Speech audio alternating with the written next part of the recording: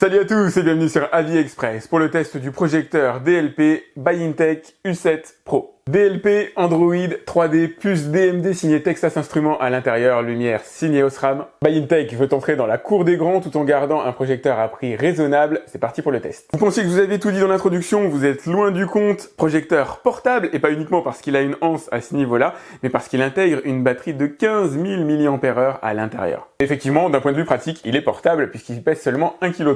Et le voilà d'un peu plus près avec bien sûr l'optique. Ici on est sur un projecteur DLP et croyez-moi ça n'a rien à voir avec le LCD. En termes de piqué, de couleur, de qualité d'image de manière générale, le DLP c'est fantastique. Une fois qu'on est passé à ça, on n'a plus envie de revenir en arrière. Donc ici vous êtes sur un projecteur 720p avec une puce DMD 023 à l'intérieur qui a une résolution native de 960 par 540 mais qui envoie du 720p. Un jour je vous expliquerai le système, comment ça fonctionne, vous allez voir c'est super intelligent. Il envoie du 400 lumens signé Osram et croyez-moi dans l'univers des projecteurs portables 400 lumens c'est tout sauf négligeable, c'est même très bon.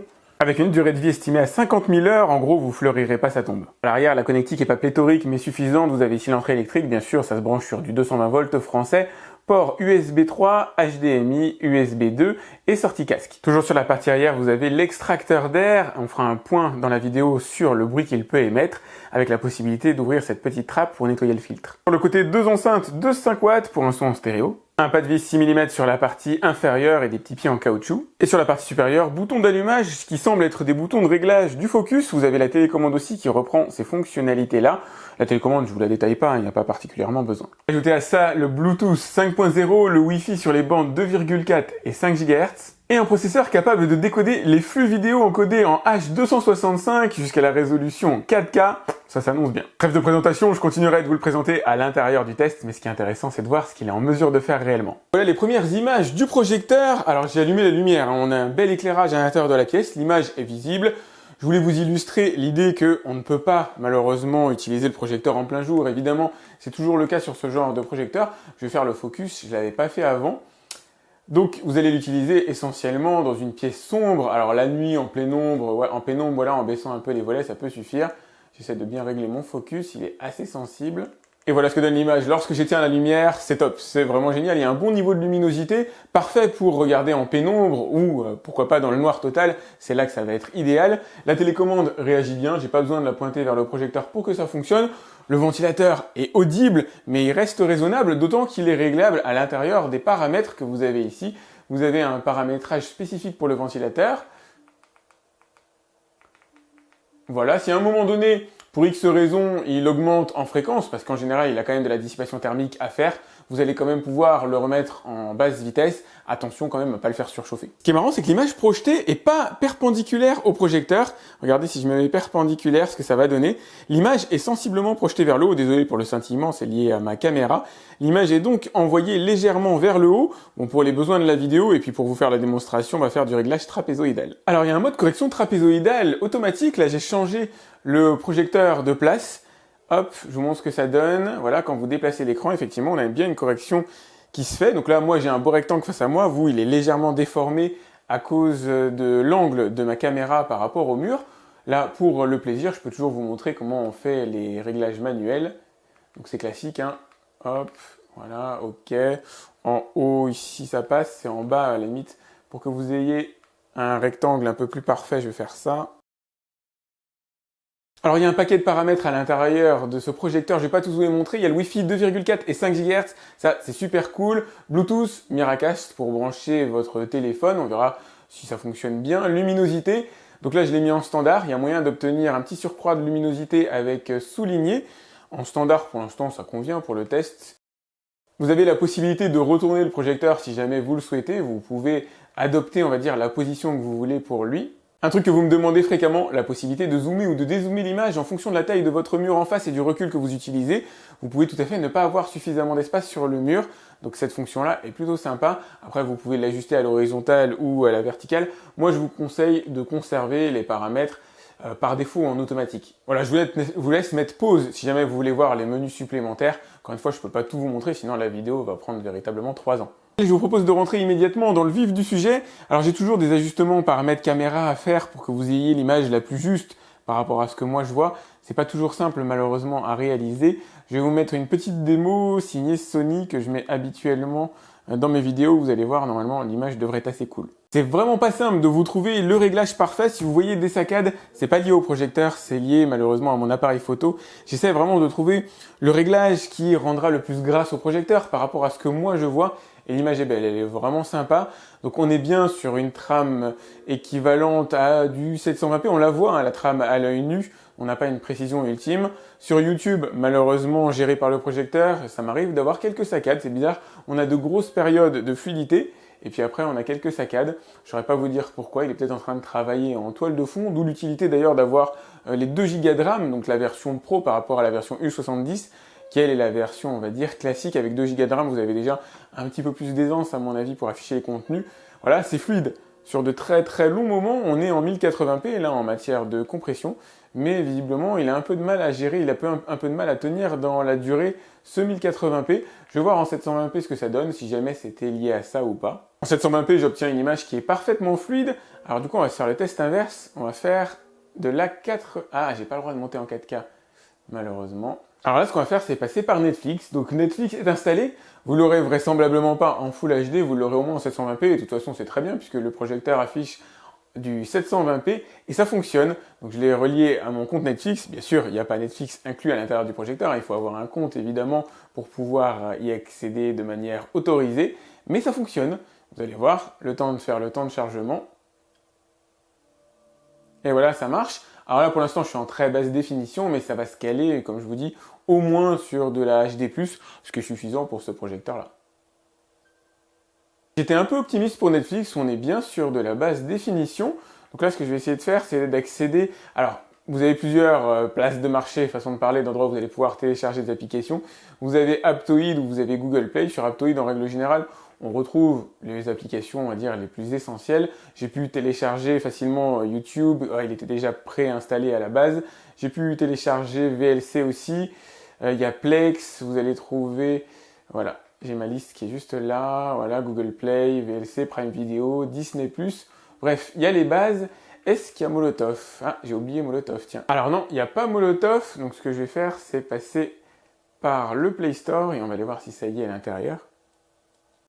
Super, à l'intérieur du Play Store, vous allez trouver MyCanal, Apple TV, et l'accès notamment à Molotov. On va se faire juste un petit test de téléchargement en live. Voilà, le téléchargement est lancé. Alors dans chacune de mes vidéos, je place que j'ai la fibre et du coup le téléchargement est quand même assez rapide normalement. Donc les applications que vous avez installées viennent se positionner ici sur la partie inférieure. Donc Molotov va arriver, hein, vous inquiétez pas. Je vais en profiter par passer par VLC pour accéder à mon réseau local et voir ce que le projecteur est en mesure de décoder, notamment les fameux flux en H265. Premier test normalement facile pour lui, la H264, c'est un format qui en général est bien décodé par la plupart des projecteurs, et là effectivement c'est le cas, c'est totalement fluide. Maintenant, plus difficile, un film en 4K encodé en H265, là c'est du lourd et effectivement ça passe bien. Par acquis de conscience, j'ai refait un test sur un autre film encodé en H265 de la 4K et le processeur le gère sans souci. J'ai du mal à comprendre pour YouTube ce qui s'est passé tout à l'heure. C'est peut-être la version YouTube installée qui est un petit peu buggée sur le Projo. Là, pour qu'ils soient en mesure de décoder un flux pareil qui consomme quand même pas mal de ressources processeurs, c'est que le projecteur a été bien taillé. Alors désolé pour le paramétrage de l'image, ça m'arrive d'oublier de régler ma caméra comme il faut. Voilà le niveau de luminosité que vous aurez à peu près. Bon allez, je vous montre ça. Je vais pas me faire alpaguer pour avoir montré la séquence d'intro de Marvel quand même. Et voilà, ça y est, Molotov a été installé. Alors je vous montre BFM TV, je sais que vous n'êtes pas tous fans, mais ça m'évite, en général il n'y a pas de droit d'auteur, en tout cas ils n'embêtent pas à ce niveau-là. Ça me permet moi de vous montrer le flux vidéo qui est au début en basse définition et qui se cale dans la définition maximale après quelques secondes.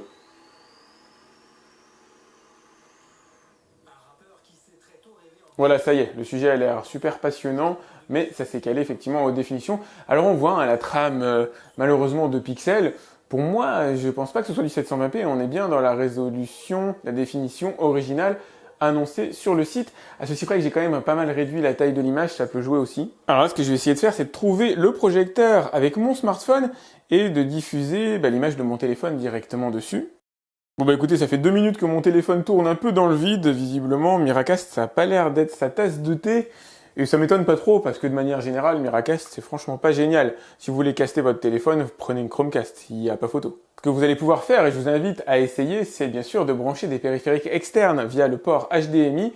Là, j'ai branché mon ordinateur qui était en veille, donc ça y est, je l'ai activé, sauf que, hop, je vais me mettre à côté de lui, ce sera plus pratique. Donc vous allez pouvoir regarder la lisibilité des textes. Alors ça se voit, hein, qu'on n'est pas sur du Full HD. Pour moi, on n'est pas sur du 720p non plus, ça se ressent quand même. Il y a pas mal de pixelisation à l'écran. Alors sur du texte assez costaud comme ça, c'est tout à fait lisible, hein, comme vous pouvez le voir, mais ça va pas être le projecteur que vous allez utiliser pour réaliser des présentations PowerPoint et les diffuser malheureusement. Ce qui est sympa, c'est que c'est lisible, donc c'est le côté plutôt cool. L'image est belle, hein, on est sur du DLP, mais voilà, on voit la trame de pixels. C'est pas un projecteur qui fait voilà, pour avoir, à mon avis, une grande image, même s'ils disent qu'on peut atteindre du 300 pouces en taille d'image. Personnellement, je le ferai pas. D'ailleurs, c'est écrit, la véritable résolution, c'est celle-là, 960 par 540, même si je sais que la puce DMD qu'on a à l'intérieur, normalement, bien travaillée, devrait permettre d'avoir du 720p ici, on est bien et bien sur du 540p. Regardez, je vous ai mis ici les caractéristiques de la puce, donc on peut atteindre théoriquement le 1080p avec elle, mais la définition est du 540p, la définition réelle. Bon, niveau jeu vidéo, malheureusement, ça va être difficile de jouer avec ce projecteur parce qu'il y a un léger temps de latence, c'est-à-dire entre le moment où vous effectuez une action et sa répercussion à l'écran, c'est pas immédiat. Donc du coup, si vous branchez votre console de jeux vidéo, vous risquez d'être un peu déçu. Je le recommanderais pas dans ce genre d'utilisation-là. Allez, je vous fais écouter un petit peu de son et il est plutôt pas mal.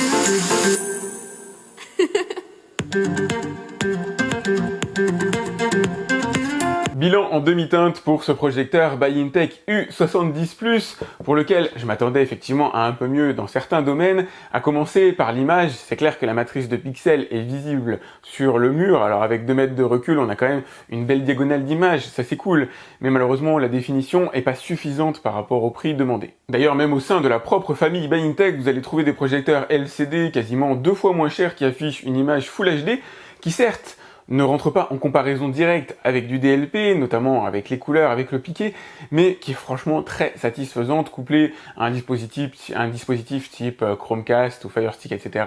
Vous obtenez des projecteurs qui sont vraiment très sympas pour 2 fois moins cher. Petite déception sur la correction trapézoïdale automatisée, c'est arrivé que ça fonctionne quelques fois, mais ça n'a pas fonctionné systématiquement. Autre sujet sur lequel j'attendais mieux, la capacité de décodage. Normalement, il était censé décoder les films en 4K enregistrés en H265, avoir suffisamment de puissance pour ça, et malheureusement, c'est pas le cas. Il vous faudra vous contenter du 1080p, et encore, avec l'application YouTube installée à l'intérieur du projecteur, j'ai eu des saccades sur le 1080p quand même. À côté de ça, il y a d'autres bonnes choses, comme par exemple l'autonomie, qui est quand même un fond de commerce de ce projecteur, qui est portable, ça c'est le côté cool. Le projecteur est en mesure de tenir environ 1h10, 1h15 pleine charge, c'est-à-dire avec la luminosité au maximum, et il tiendra à peu près 1h45, 2h, si vous activez le mode dégradé, le mode économie d'énergie, qui s'enclenche à peu près 20-25% de batterie restante. C'est plutôt bon parce que aucun autre projecteur portable ne fait réellement mieux. Ce qui est cool à l'intérieur, c'est la présence d'Android 9 aussi, qui globalement fonctionne plutôt bien, qui est fluide avec beaucoup de menus de paramétrage.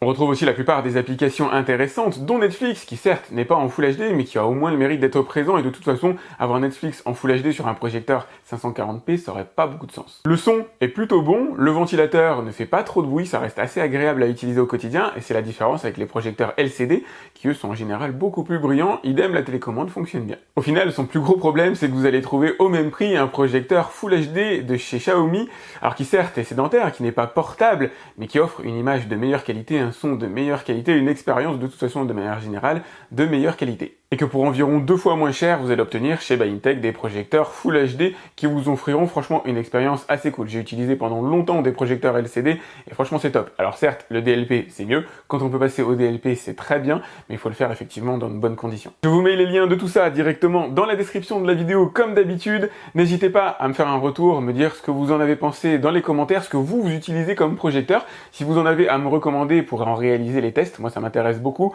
L'univers des projecteurs pour moi c'est devenu une véritable drogue.